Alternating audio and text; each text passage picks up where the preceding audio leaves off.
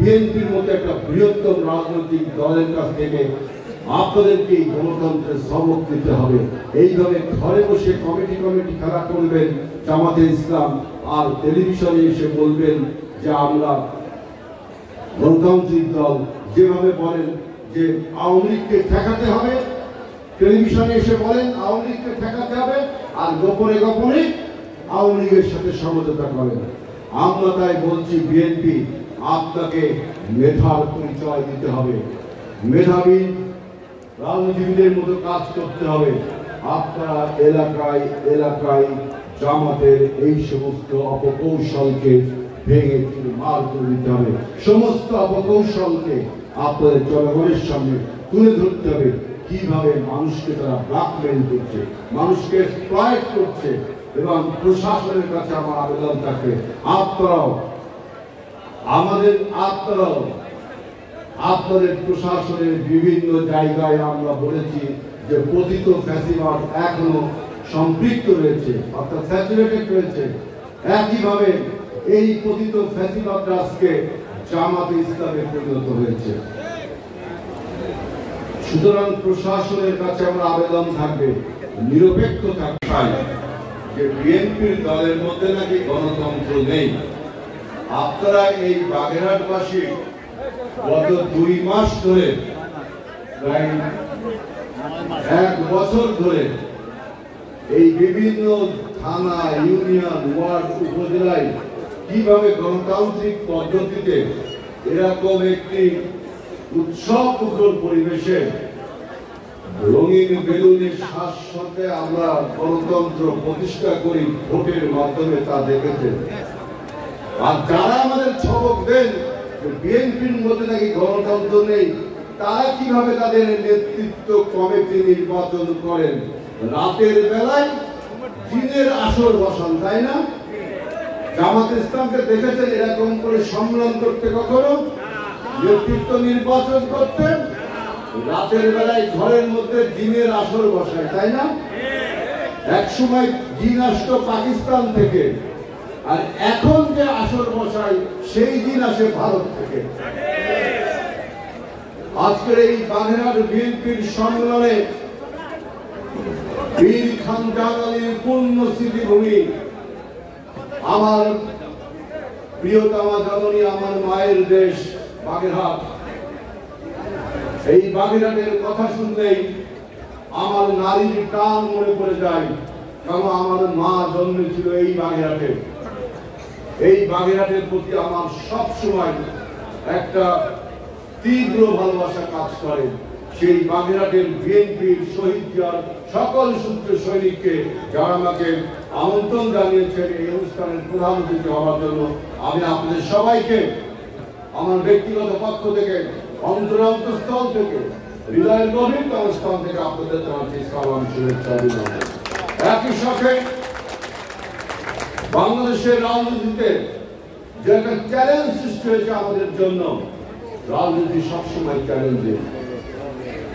সেই কথা বলার আগে আমি আমাদের নেত্রী, মা মাটি মানুষের নেত্রী, উন্নয়নের নেত্রী, উৎপাদনের নেত্রী, দেশ নেত্রী বেগম খালেদা জিয়া এবং আমাদের নেতা তারেক রহমানের পক্ষ থেকে এই বাগেরহাটবাসীকে জানাচ্ছি সালাম, শুভেচ্ছা এবং অভিনন্দন।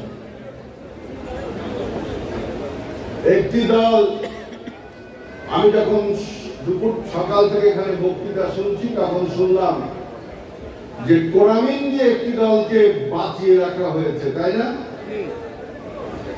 প্রেসিডেন্ট জিয়াউর রহমান একবার বাঁচিয়েছে, মনে আছে না? প্রেসিডেন্ট জিয়াউর রহমান কিভাবে বাঁচিয়েছিল এই দলটিকে? গণতন্ত্রের স্বার্থে।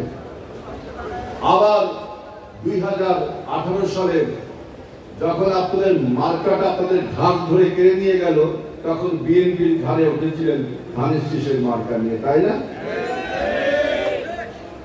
বাংলাদেশের রাজনীতিতে যদি সবচেয়ে জর্সিস, মানে বাংলাদেশের রাজনীতিতে সবচেয়ে মারাত্মক জীবাণু যদি কোনো থেকে থাকে, সেটা হলো জামাতে ইসলামী বাংলাদেশ।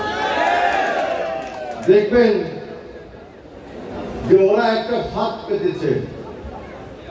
এই ফাঁদটা কিন্তু অরিজিনালি পেতেছে কলকাতা থেকে শেখ হাসিনা। আপনারা দেখেছেন না, কলকাতা থেকে শেখ হাসিনা হাজার হাজার কোটি টাকা, 5,000 কোটি টাকা না কত টাকা, ওই যে এসালম নাম শুনছেন না, এসালমের সাথে শেখ হাসিনার দহরমে 1,000 কোটি টাকার একটা দর কষাকষি টেলিভিশন, পত্রপত্রিকায়, সোশ্যাল মিডিয়ায় দেখেছেন না?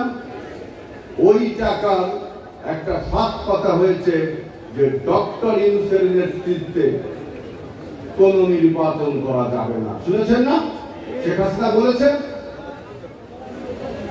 আর তার সেই পাতা ফাঁদে এই মারাত্মক জীবাণু সংক্রমিত দল জামাত সেই পাতা ফাঁদে পা দিয়েছে। কিভাবে? তারাও বলছে, ওই যে বললাম যে রাত্রের বেলা জিনের আসর বসে, আগে আসতো পাকিস্তান থেকে জিন, এখন আসে ভারত থেকে জিন। তারা একটা নতুন আইডিয়া দিয়েছে যে পিআর পদ্ধতি ছাড়া নির্বাচন হবে না। অর্থাৎ শেখ হাসিনার সেই পাতা ফাঁদ, নির্বাচন তারা করতে চায় না। কারণ তারা দেখবেন যে আওয়ামী লীগকে নিষিদ্ধ করবার কথা, রাজনৈতিক দল হিসাবে আওয়ামী লীগ নিষিদ্ধ হোক, এটা বিএনপি সবার আগে বলেছে যে আওয়ামী লীগ এবং ফ্যাসিবাদ একটা সমার্থক শব্দ, সুতরাং আওয়ামী লীগকে নিষিদ্ধ করতে হবে রাজনৈতিক দল হিসাবে, তবে বিচারিক প্রক্রিয়ার মাধ্যমে।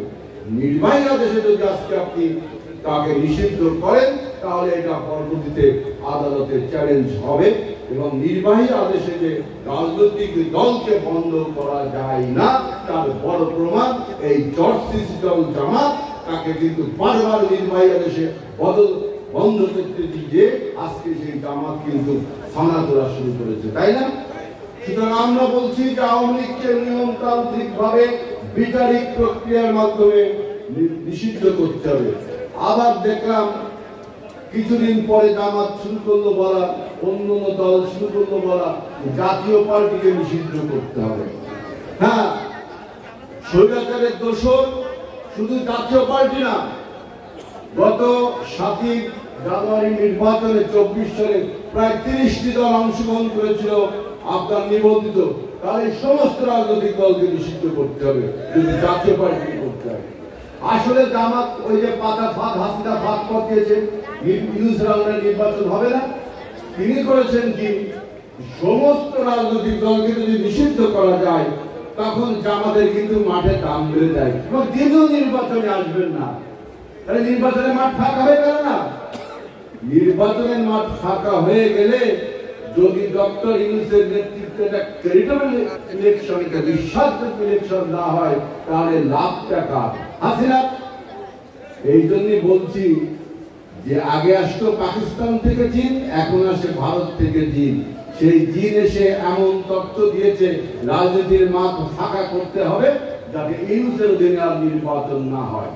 কিন্তু মনে রাখবেন, ডক্টর ইউনূসের সরকার আমরা রক্ত দিয়ে সরকার বানিয়েছি, হাজারো শহীদের রক্ত দিয়ে সরকার।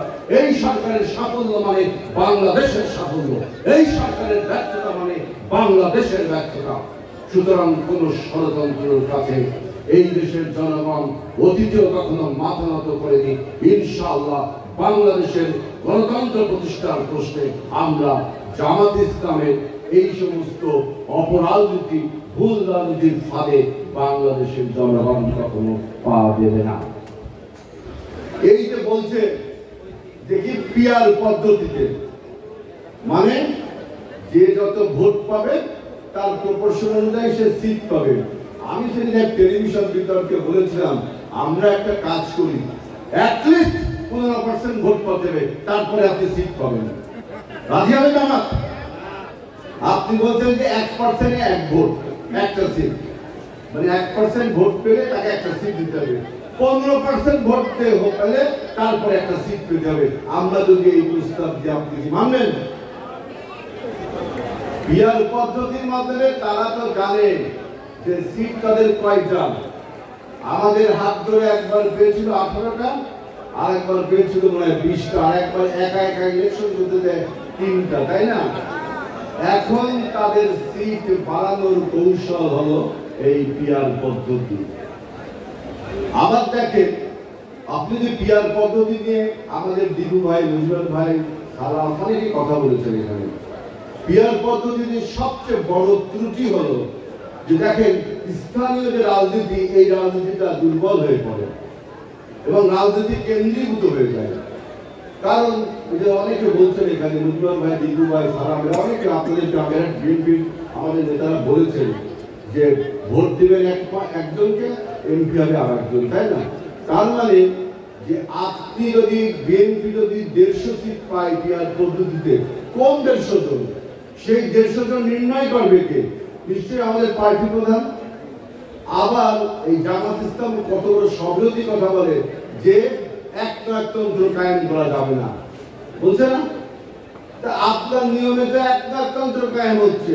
150 সিট যদি বিএনপি পায়, সেই 150 সিট তো আমাদের পার্টি প্রধান নির্ধারণ করবেন। তিনি তো তখন তো তার কাছে অনেক ক্ষমতা চলে গেল। এখন যেমন 300 সিটে তাকে প্রার্থী বাছাই করতে হলে সেই প্রার্থীদের মাঠের টেস্টে কে কেমন করছে, রাজনীতির সাথে তার সম্পর্ক, জনগণের সাথে সম্পর্ক, সব বিবেচনা করে ইচ্ছা মতো নমিনেশন দেওয়া যায় না। আর যদি 150 সিট তার হাতে উঠায় দেন, তিনি ইচ্ছা মতো নমিনেশন দিতে পারেন, তাই না? অর্থাৎ একনায়কতন্ত্র কায়েম হয়। অথচ জামাত বলছে বাংলাদেশে আলাদা কোনো ফ্যাসিবাদ কায়েম না হয়, একনায়কতন্ত্র কায়েম না হয়, এমন পদ্ধতি শিখাচ্ছেন। ওই যে আপনারা যেভাবে সংগ্রাম করেন রাতে বেলা, চুপচাপ নিশিরাতে জিন পরিদের নিয়ে সংগ্রাম করেন, ওই রকম পিয়ার পদ্ধতি এরকম যে 150 সিট পেল একটা দল, তার দলীয় প্রধান ঘরের মধ্যে বসে 150টা নাম লিখবে। আবার দেখবেন যে এই পিয়ার পদ্ধতির এই পদ্ধতিটা কিন্তু আমাদের যে ঐক্যমত কমিশন, একটা সুষ্ঠু নির্বাচনের জন্য গঠিত হয়েছে, তাদের দফায় কিন্তু এই পিয়ার পদ্ধতি ছিল না। এটা হঠাৎ করে ভারত থেকে জামাতের পকেটে ঢুকে গেল। এইবার তারা বলছে পিয়ার পদ্ধতি ছাড়া নির্বাচন হতে দেবে না। জামাত তো এমন অবস্থা শুরু করেছে, তারা মানে ক্ষমতায় চলে এসছে। গতকাল দেখলাম চট্টগ্রামে জামাতের নেতা সাধারণ বলছে বিএনপি বিরোধী দল, আমরা ক্ষমতায় চলে এসেছি। আবার দেখি বলছে 70% লোক যেন নাকি পিয়ার চাই। আরে বেটা, 70% লোক যদি পিয়ার চাই তো ভোটে আয়। ভোটে যদি আপনি 70% ভোট পান, তাহলে তো আপনি ল্যান্ডস্লাইড ভিক্টরি হবে, আপনার ভূমিধস বিজয় হবে আপনার। আপনি যদি 70% ভোট পান, সেই ভোটে আপনি পিয়ার পারেন আর ভারতের যে কোনো পদ্ধতি পারেন, আপনি বাস্তবায়ন করেন। যদি আপনি মনে করেন জনগণের 70% মানুষ পিয়ার চায়, এই সমস্ত উদ্ভট কথা বলে বাংলাদেশের আগামী গণতন্ত্রকে আপনি অনিশ্চয়তা করতে পারবেন না। ভুল আপনি 71-এ করেছেন, ভুল আপনি 86 সালে করেছেন, শেখ হাসিনার সাথে এরশাদের নির্বাচনকে স্বৈরাচারকে জায়েজ করেছেন। ভুল আপনি 96 সালে করেছেন, আমাদের সাথে বিদ্রোহ করে আপনি সেই ফ্যাসিবাদ হাসিনার হাতকে শক্তিশালী করেছেন। আপনাদের ভুলে বাংলাদেশের 2008 সালে এই ফ্যাসিস্ট হাসিনার জন্ম হয়েছিল। 2008 সালে আপনাদের ভুলের কারণে, এবং ঠিকই বাংলাদেশের 10টি জাতীয় নেতার আজকে জীবন চলে গেছে, ফাঁসির মঞ্চে ঝুঁকতে হয়েছে আপনাদের ভুলের কারণে। সুতরাং নির্বাচনকে অনিশ্চয়তা করে হাসিনার মতো একটি ফাঁকা মাঠ তৈরির যে পায়তারা আপনারা করছেন, বাংলাদেশের জনগণ সেটা মেনে নেবে না। আজকে আলোচনার টেবিলে আলোচনা চলছে। ঐক্যমত কমিশন গত 2 মাস ধরে 3 মাস ধরে ধারাবাহিকভাবে আলোচনা করে একটি লক্ষ্যে পৌঁছাচ্ছে। সেই আলোচনার টেবিলে সবচেয়ে বেশি যদি কোনো ফাঁক দিয়ে থাকে, সবচেয়ে বেশি যদি কম্প্রোমাইজ করে থাকে, সেটা আপনাদের দল, আমাদের দল বিএনপি করেছে। পৃথিবীর এমন কোন দেশ নেই যে দেশে প্রধানমন্ত্রীর ক্ষমতাকে সীমাবদ্ধ করা হয়েছে। একটা দেশ দেখাতে পারবে না পৃথিবীতে যে প্রধানমন্ত্রীর ক্ষমতাকে সীমাবদ্ধ করা হয়েছে। আমরা গণতন্ত্রের স্বার্থে, আমাদের 24-এর গণঅভ্যুত্থানের সাথে আমরা সেটাও করেছি, প্রধানমন্ত্রীর ক্ষমতাকে আমরা সীমাবদ্ধ করেছি। কিন্তু আপনারা বাংলাদেশের নির্বাহী বিভাগকে দুর্বল করে একটি অকেন্দ্র সরকার বানানোর পায়তারা চলছেন। যাতে ভবিষ্যতে এই বাংলাদেশ সিকিমে পরিণত হয়, ভবিষ্যতে এই বাংলাদেশ হায়দ্রাবাদে পরিণত হয়, ভবিষ্যতে এই বাংলাদেশ কাশ্মীরের মতো ঝঞ্ঝা বিক্ষুব্ধ একটি বাংলাদেশ পরিণত হয়। বাংলাদেশকে আপনি অন্য রাজ্যের গণরাজ্যে পরিণত করতে চান, কিন্তু মনে রাখবেন 24-এর গণ অভ্যুত্থানে আমরা আমাদের ছাত্র ভাইয়েরা জীবন দিয়েছে তাদের ভোটের অধিকার ফিরে পাওয়ার জন্য এবং একটি নতুন সরকার, একটি নতুন বাংলাদেশ তৈরি করবার জন্য।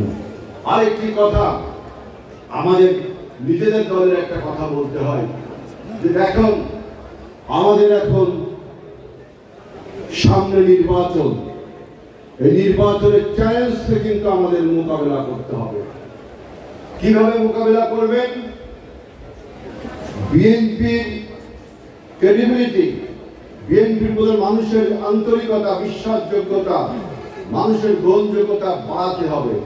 এখন বিএনপি কি আর দেখা যায় কোন একটা মূর্তমান কোনো কিছু না, বিমূর্ত একটা জিনিস। বিএনপি অ্যাবস্ট্রাক্ট একটা জিনিস, বিমূর্ত। বিএনপি মানে আমরা যারা এখানে স্টেজে বসে আছি, আমরা সবাই বিএনপি। আমাদেরকে দেখে মানুষ মনে করে হ্যাঁ এটা বিএনপি। এখন আমাদের যদি চাল চলন আচার ব্যবহার যদি খারাপ হয় তাহলে বিএনপিকে মানুষ খারাপ হিসেবে ধরে নেবে, তাই না? আমাদের চেয়ারম্যান দেশনায়ক তারেক রহমান বলেছেন যে আপনি সরকারের কাছ থেকে যেই মানদণ্ড, যে ন্যায়দণ্ড আশা করেন, আপনাকে নিজেকেও সেই মানদণ্ডে উন্নীত করতে হবে। অর্থাৎ অপরের কাছ থেকে ভালো ব্যবহার আশা করতে হলে আপনাকে নিজেকেও ভালো হয়ে উঠতে হবে। আপনার চরিত্র, আপনার চালচলনের উপর নির্ভর করবে মানুষ বিএনপিকে কি দেখে। আমাদের এটা সম্মেলন, তাই আমরা এখানে ঐক্যবদ্ধ হয়েছি। কিন্তু এখন নির্বাচনী হাওয়া বইছে, এখন জনগণের কাছে পৌঁছে যেতে হবে, জনগণের সঙ্গে জনগণের ভাষায় কথা বলতে হবে। আপনার নিজেকে এইভাবে তৈরি করতে হবে যে মানুষ যাতে আপনাদেরকে ভালোভাবে, মানুষ যারা আপনাদেরকে ভালোবাসে, মানুষ যারা আপনাদের দেখে বিএনপির মানদণ্ডটা বিচার করতে পারে। আপনার আরেকটি কথা, আপনি দেখবেন যে আমাদের বিরোধী যে রাজনৈতিক দল, একসময় ছিল ফ্যাসিস্ট আওয়ামী লীগ, এখন আমাদের বিরোধী দল তারা পরাজিত হয়েছে।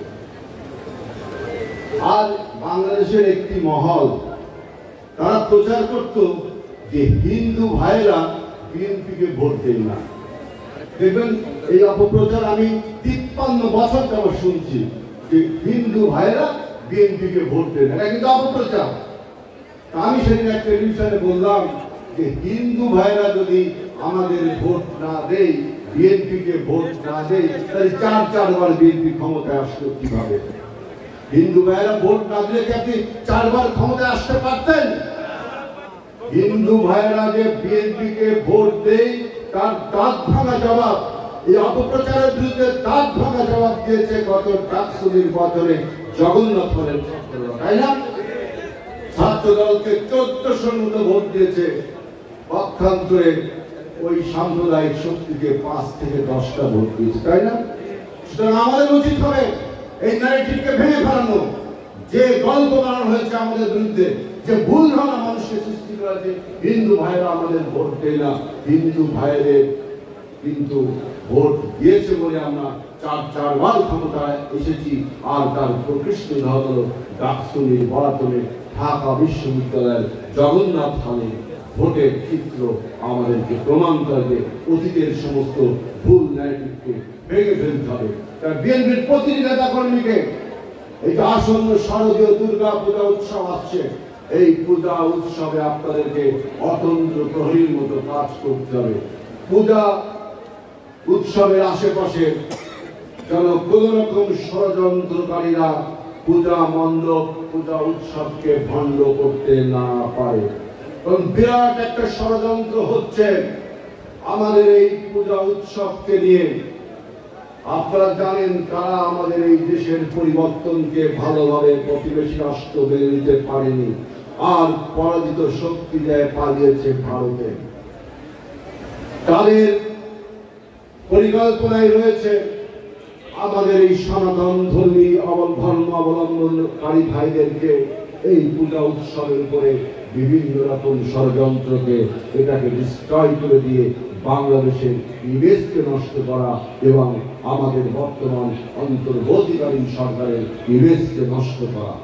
সেজন্য আমাদের চেয়ারম্যান গত রাতেও বলেছেন, এর আগে আমরা সমস্ত বিভাগে আপনাদের প্রেসিডেন্ট সেখানে উপস্থিত ছিল, সেখানে আমরা বলেছি প্রত্যেকটি পূজা মন্দিরে আপনাদেরকে স্বেচ্ছাসেবীর মতো পাহারা দিতে হবে, নিজেদের মধ্যে কমিটি করে, যাতে পূজাগুলো সুন্দর উৎসবে পালন হতে পারে, কোন রকম অপশক্তি যেন আমাদের বাংলাদেশের সম্প্রীতিকে ধ্বংস না করতে পারে।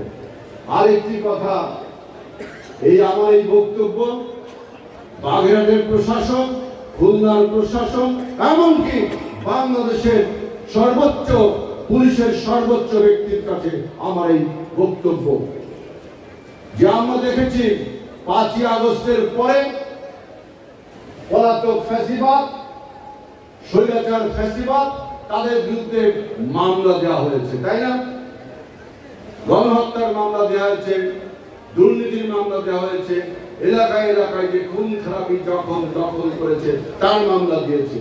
কিন্তু এই মামলার বাদী হওয়া উচিত ছিল কি পুলিশের না? এই মামলার বাদী হওয়া উচিত ছিল কি রাষ্ট্রের, পুলিশের না?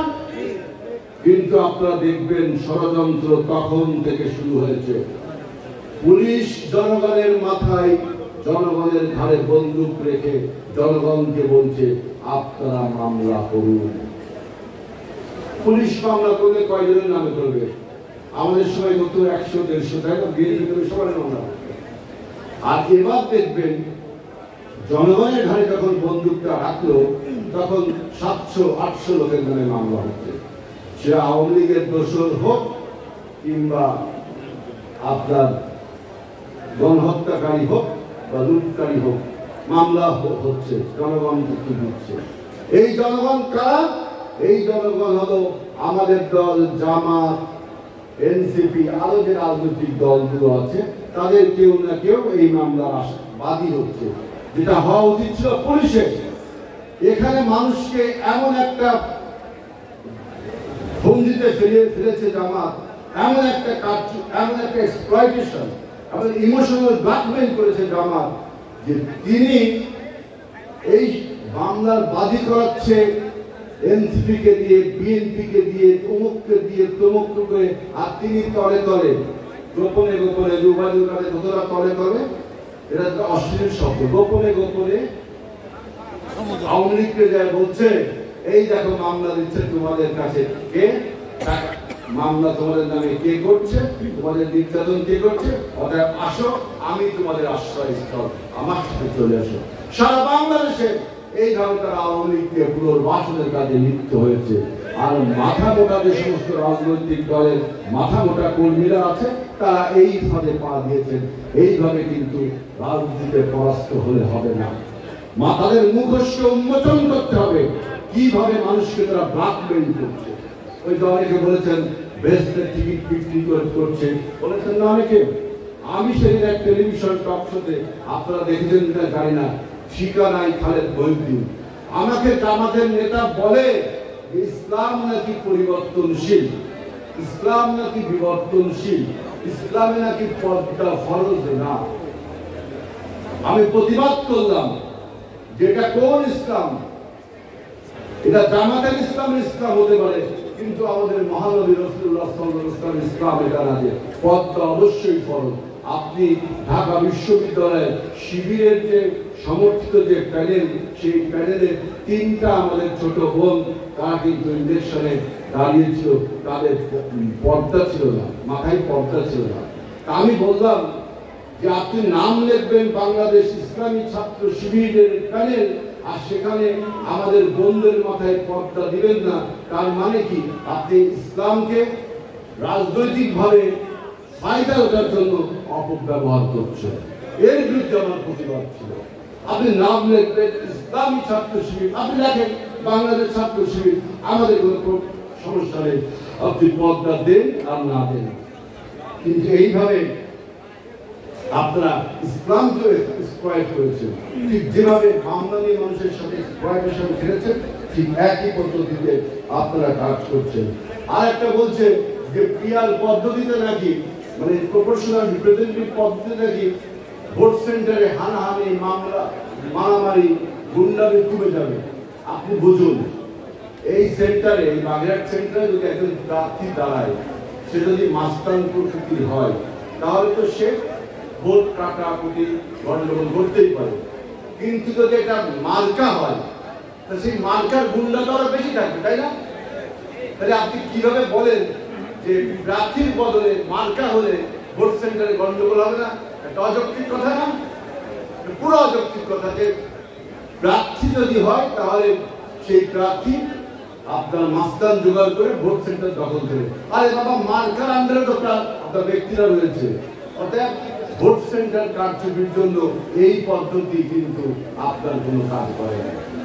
সবচেয়ে ফেয়ার পদ্ধতির ডিমেরিট যেটা, যে আপনার একটা অস্থিতি সরকার তৈরি হয়, সবসময় সরকারের বিরুদ্ধে চ্যালেঞ্জ করা যায়, কারণ কোন সরকারই এককভাবে ক্ষমতা অর্জন করতে পারবে না এই পদ্ধতিতে। যদি 15% আপনি মনে করেন যে 15% ভোট পেলে একটা সিট, তাহলে বোঝা যাবে যে কে কত পার্সেন্ট কয়টা সিট পায়, তাই না?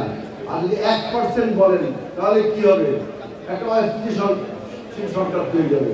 আজকে সরকার সকালে আছে, বিকালে নেই, দুপুরে আছে, সন্ধ্যায় নেই, যখন তখন আপনার নো কনফিডেন্স হবে।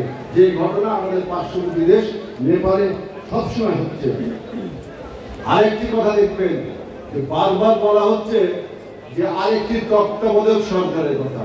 আমরা যে অন্তর্বর্তীকালীন সরকার করলাম, এইটা নাকি ওদের পছন্দ হচ্ছে না, নতুন একটি তত্ত্বাবধায়ক সরকার করতে হবে। এটা বোঝেন কত বড় একটা ভয়ঙ্কর কথা। এই কথা কেন বলছেন? এই কথা কেন বলছে নতুন একটি তত্ত্বাবধায়ক সরকারের কথা? কারণ হাসিনা বলেছে না ডক্টর ইউনূসের অধীনে নির্বাচন হবে না। এই জন্য দেখবেন মাঝে মাঝে ঝটিকা মিছিল আওয়ামী লীগের, দেখছেন মাঝে মাঝে এখানে ওখানে ঝটিকা মিছিল। এই মিছিলে কিন্তু হাসিনার মন সান্ত্বনা পায় না, এই মিছিলে হাসিনা খুঁজছে না।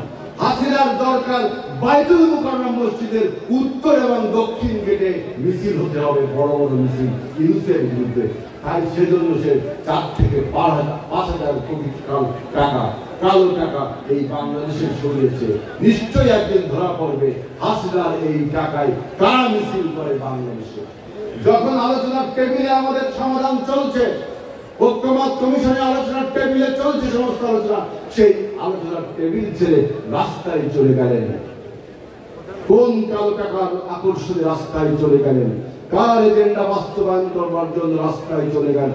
রাস্তায় যদি চলেই গেলেন, তাহলে আলোচনার টেবিলে যদি ফিরে আসেন, ফিরে আসবেন নাকি বলছেন, তাহলে আপনাদের এই দ্বিমুখী রাজনীতির কারণে, আপনাদের এই ভুলের কারণে বাংলাদেশের স্বাধীনতার সার্বভৌমত্বকে যেভাবে আপনারা নষ্ট করতে পারেননি জনগণের প্রতিবাদে, ঠিক এবারও মনে রাখবেন জামাত আপনাকে নির্বাচনে আসতেই হবে।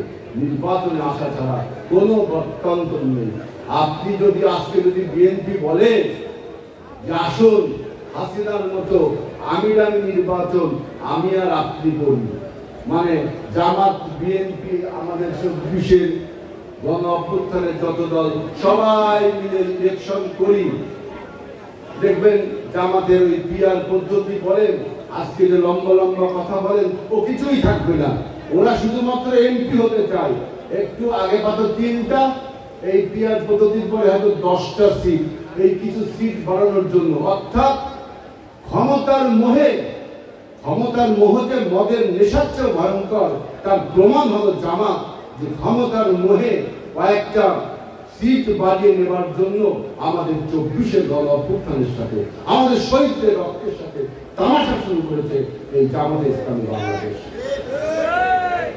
আমরা তাই বলছি যে আগামী 24-এ, যে গত 24-এর গণ অভ্যুত্থান, এই গণ অভ্যুত্থানে আমাদের চেতনা, এই চেতনাকে বাস্তবায়ন করবার জন্য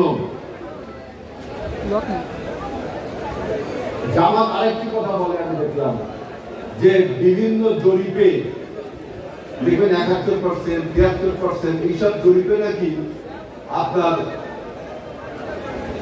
মানুষ পিয়ার পদ্ধতিতে ভোট চায় এইসব জরিপে। আমি বলেছি, আমরা বিএনপিও করেছি, যদি এইসব জরিপে ৭৩% লোক ভোট চায়, ভোটে অংশগ্রহণ করতে পারেন। ভোটে অংশগ্রহণ করেন না কেন? ভোটে অংশগ্রহণ করতে পারেন। একটা জিনিস দেখবেন যে ডাকসু এবং জাকসু নির্বাচন যে ত্রুটিপূর্ণ নির্বাচন, যে অসৎ এবং ম্যানিপুলেটিং নির্বাচন, এই নির্বাচনে বিজয়ের পরে এই বিজয় কিন্তু ছাত্র শিবিরের রাজনৈতিক বিজয় না, কারণ সে তার ছাত্র শিবির নামে কোনো প্যানেল দিতে পারেনি, পেরেছে। সমন্বিত ঐক্য পরিষদ, সম্প্রীতির ঐক্য পরিষদ, তাদের নিজেদের নাম যে রাজনীতিরা করতে পারেনি। সুতরাং এই নির্বাচনে বিভিন্ন অপকৌশলে, বিশেষ করে ঢাকা বিশ্ববিদ্যালয়ের প্রশাসন, জাহাঙ্গীরনগর বিশ্ববিদ্যালয়ের প্রশাসন, এই প্রশাসনকে বলা হয় জামাত শিবির অধ্যুষিত প্রশাসন। সেই প্রশাসনের উপর ভর করে আপনি জয়লাভ করে আপনি বিভিন্ন রকম বয়ান তৈরি করে শুরু করেছেন। মনে রাখবেন, এই ডাকসুতে ছাত্রদল ৯০ সালে ল্যান্ডস্লাইড বিক্রি হয়েছিল, ৮৯ সালে ছাত্রদল ভালো রেজাল্ট করেছিল। আপনারা কেবল আনফেয়ার মিন্স করে জামাতি প্রশাসনের উপর ভর করে আপনারা এই ডাকসুকে আসার পরে যে কত প্রকার অপব্যবহার করেছেন তা তো আমরা দেখেছি। এই সমস্ত কথা বলার ইচ্ছে নেই। তবে এটা ঠিক, আমরা একমাত্র দল যারা গণতান্ত্রিক পদ্ধতিতে আমাদের নেতা নির্বাচন করি। সারা বাংলাদেশে আজকে বাগেরহাট সদরে এরকম